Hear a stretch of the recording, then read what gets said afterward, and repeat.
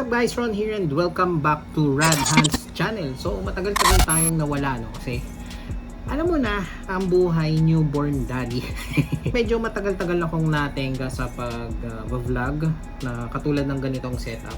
Siguro naman yung mga dads dyan na gamer, medyo makaka-relate sa first stage ng pag-aalaga ng baby. Ngayon nga medyo mahina pa yung boses ko kasi nga natutulog si baby sa baba. Medyo naririnig niya. So kapag makarinig siya ng kakaibang ingay, nagigising. So baka maya-maya may marinig kayong iyak ng baby. So pagpasensyahan niyo na. So before tayo mag-start, please like, subscribe, and hit the bell button para updated kayo sa mga tips and tricks namin about sa mga retro handheld gaming console, PC, PlayStation, unboxing ng laruan, unboxing ng gadgets na related sa gaming at kung ano pang pwede naming may share para sa inyo. Diba? So lado ko pa yung intro. So ngayon nagpadala ulit si Anbernic ng isang device na kapamilya ng chipset na T820. So yan yung katulad ng RG556, RG Cube na OG, at saka ng RG406V. So ngayon ito siya. Ito yung pinadala sa atin. Si RG406H. Tinignan ko pa talaga eh. Baka biglang magkamali ako ng sabi. So ngayon ito yung box niya. Nakalagay dito. Meron siyang variants na black, white, and purple translucent. At ang ipinadala sa atin ni Anbernic ay yung white. So dito sa gilid wala naman nakalagay. Dito wala din. Tapos ito na yung pinaka front design niya. So ngayon unbox na natin. So ngayon ito yung device, mamaya na to. Ito yung clamshell para maprotektahan yung device. Meron ditong wipes, dry and wet wipes. Ayan. Tapos meron ditong manual or user guide. Meron ditong screen protector. Ayan. Hindi ko pa siya nailalagay. Tapos ito yung USB cable naman. Ayan. USB Type-C para may charge yung device. So ayun lang, wala naman ng iba. So ito na yung 406H, RG406H. Naka-plastic siya as usual. Ito yung device. Nakalagay sa likod, Anbernic model number RG406H. Ito na yung foam niya para maprotektahan yung mga buttons, tsaka lalong-lalo na tong analog, no? Analog stick. Unahin muna natin tong likod kasi medyo na-intriga ako dito. Ayan o. Ayan. Malamang sa malamang air intake yan. Dito pumapasok yung hangin tapos ilalabas niya dito sa ayan, sa exhaust. Ayan. Tapos meron ditong bump, dalawang bump. Ito, tsaka to. Para mas madali mo siyang mahawakan or mas maganda yung grip at feels sa kamay. Ayan. Tapos meron din dito ngayon texture ng plastic para mas madali mo nga siya mahawakan. So ngayon dumako na dito tayo sa taas. Ito yung exhaust. Ayan. Dito lumalabas yung hangin. So andito yung volume rocker, negative and positive. Negative para bumaba yung volume or humina. Positive para lumakas yung volume. Tapos yung power button. Ito guys, opinion ko lang kasi habang dumadami yung devices na pinapadala sa akin ni Anbernic, medyo nagkakaroon ako ng parang ano bang tawag dito, nagiging mitikuloso ko sa mga devices na pinapadala nila, lalo na kapag nilalaro ko palagi. Sa tingin ko lang ang power button and volume rocker dapat hinihiwalay siya ng location. For example, itong power button, sana nilagay nila somewhere dito sa gilid. Kasi madalas na, for example, naglalaro ko ng RG556. Ito. Pag nilalaro ko siya, minsan, paggabi, nahihirapan ako kung alin yung napipindot ko. Minsan, negative, positive, or power button. So, tingin ko mas maganda na hinihiwala yung power button sa lahat ng button. Tipong wala siyang katabing button para mas madali siyang, alam mo yung mapindot or alam mong power button yun. Tapos dito yung left button, right button, left trigger, and right trigger. Ayan. Tapos dito sa gilid wala namang nakalagay na mga button. Ayan, wala naman. Sa baba nakalagay yung speaker. Dual speaker to, tapos may slot para sa SD card, micro SD card. Meron ditong slot para sa 3.5mm headphone jack. Tapos dito naman yung USB Type-C kung saan pwede kang makapag-charge, pwede kang makapag-output ng screen sa TV. So ayun. Tapos dito naman sa harap makikita nyo yung 4-inch IPS screen. Ayan. Nakasing laki lang ng RG406V. Ayan. Kasing laki lang sila. Tapos dito yung XYBA na button. Ayan. Tapos dito yung analog stick na dalawa. Meron din tong LED, mamaya papakita ko sa inyo kapag na turn on ko na. Tapos andito yung magandang D-pad niya. Mas type ko to kaysa dun sa D-pad ng RG406V. Ayan, mas type ko to. Pareho sila ng RG Cube. Ayan. Ito, kasi ito. Pareho sila. Andito naman ngayon yung unburnick button na kapag prines mo yan, mapupunta ka sa front-end user interface ng device na to. Tapos andito naman yung home button or yung back. Ayan. Tapos andito yung select and yung start. Tapos ngayon, i-turn on naman natin to. Ayan. So ito na ngayon yung user interface ng RG406H. Same na same ng 556, no? Tsaka ng Cube, tsaka ng 406V. So kung ano din yung mga naka-install doon sa mga sinabi ko kanina na T820 family, yun din yung nandito. So ngayon lipat tayo ng view. So ngayon guys, ito yung laman ng 406V. Ayan.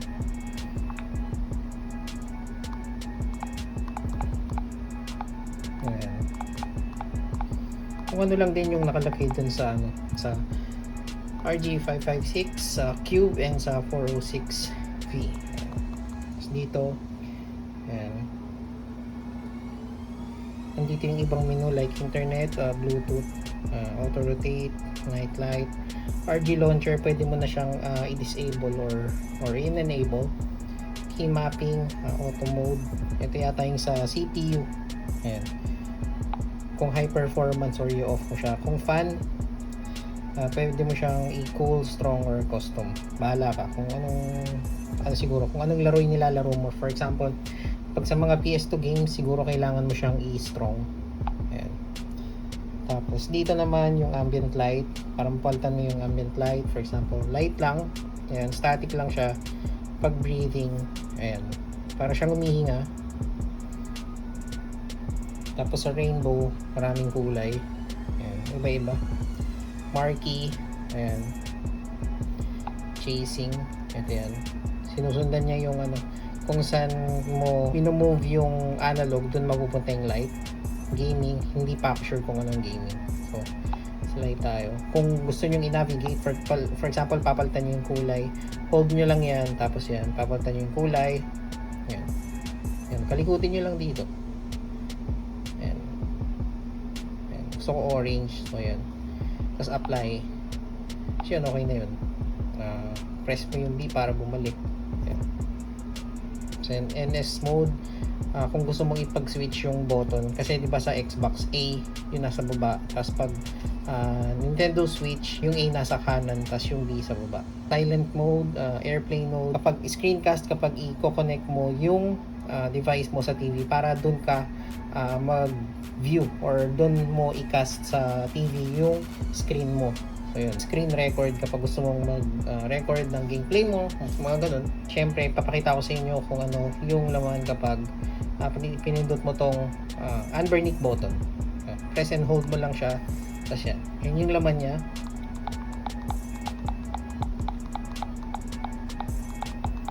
Tapos merong idinagdag dito na mga themes For example, select, check natin sa settings yung theme style. For example, theme 1, kailangan mong i-confirm. Ayan. Siya, mapapalitan yung theme. Ayan, mas maganda siya. Try din natin yung iba. Ayan, ito naman siya.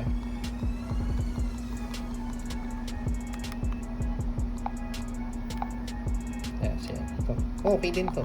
Ayan. Press and hold mo lang to kapag gusto mong bumalik dun sa ayan, sa main home screen. So ayan. By the way guys, sa mga hindi nakakaalam, Android based tong device na to at Android 13 yung version. Tapos i-flash ko na lang sa screen kung ano yung specs ng device na to.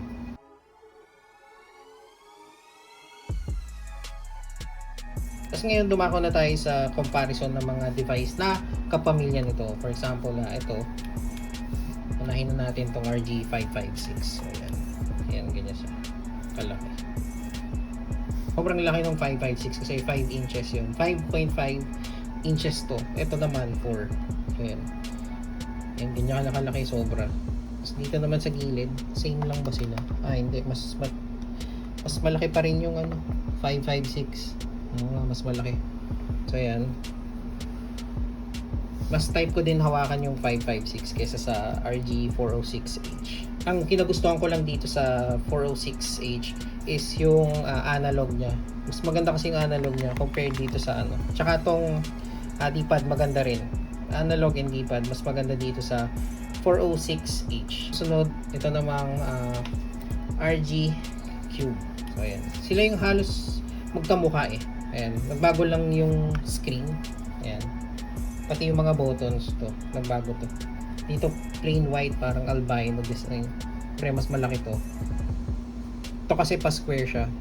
So dito mas malaki tong screen ito, pero same sila sa taas. Ayan. Sa button same din. Dito nagkapareho sila sa D-pad, pero pagdating sa analog magkaiba sila. Tingnan nyo, ito mas mataas to, tsaka mas maganda. Dito maliit lang siya.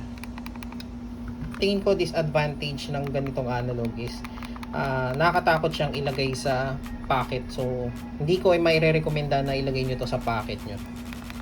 Ayan. Baka kasi magkaroon ng ng drift kapag tumagal. Ayan.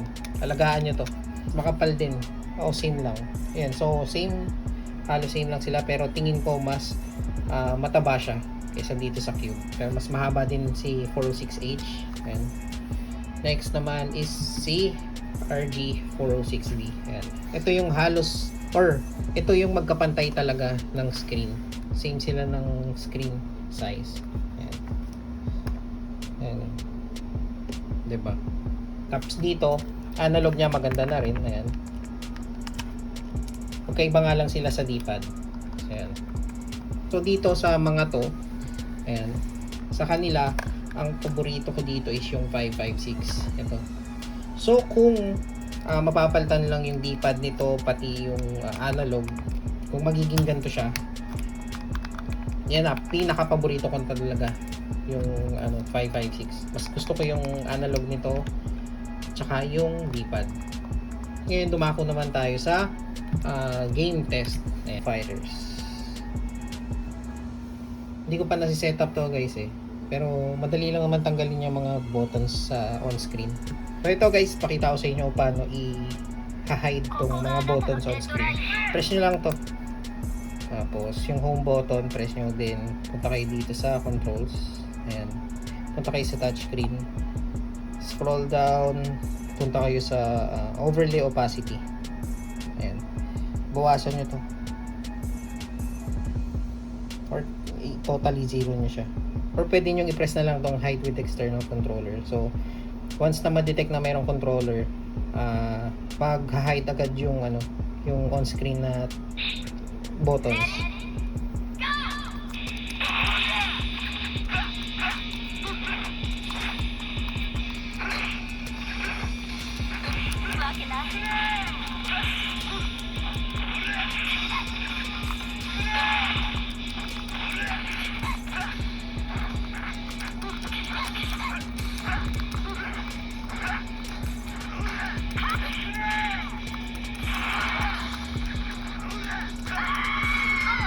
So ngayon try naman natin tong Yoshi's Island sa SNES.